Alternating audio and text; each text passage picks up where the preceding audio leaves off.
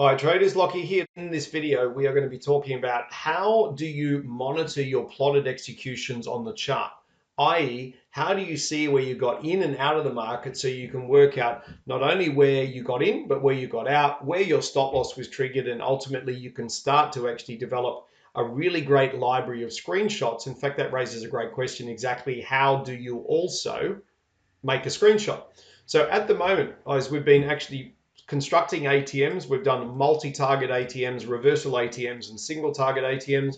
If you want that information, I simply just look at the previous videos.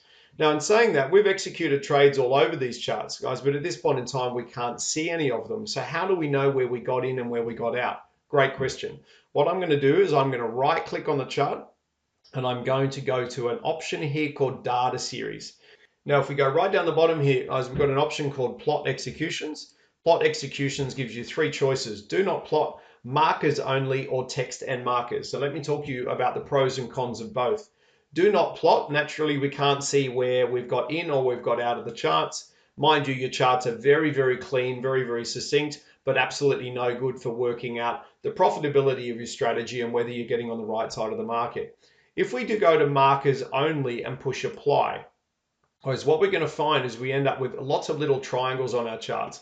So when we were first building our simple ATM, we got into the market here, that's blue, and we got out at the pink. Then we established a multi-tier ATM where we got into the blue and we went for a far longer range target. So blue in this case is buy, pink is sell. Interesting point up the top here, we've actually reversed the market and we've actually run the market down quite nicely. This was our long range target, as you know, for those people who watched the previous video. But exactly what did we do here? Guys, I mean, it's fine. You've got pink and you've got blue.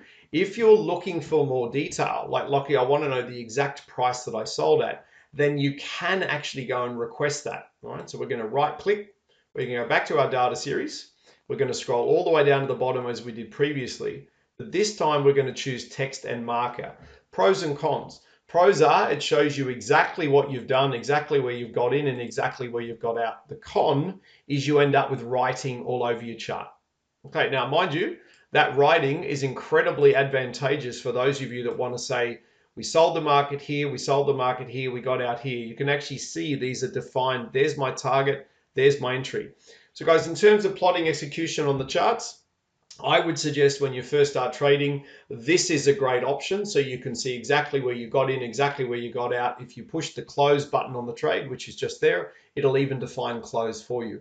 Eventually in time, you'll probably strip that back and you'll go for the lesser option. So you've only got pinks and blues on the chart, because as you get more and more familiar with the charts, you want to be able to see more and more of the candlesticks, because ultimately it's the candlesticks that are going to make you a large amount of money. So I would suggest, instead of text and markers, you're going to go back here to markers only. You'll note very, very clearly as the trades are not only easy to identify, but the chart is very, very simple to read. Now, what we're going to do, guys, in the next video is we're going to talk about how to link your charts instrument-wise to make sure that you are all linked to the right charts at the right time. So guys, without any further delay, let's move on to the next video.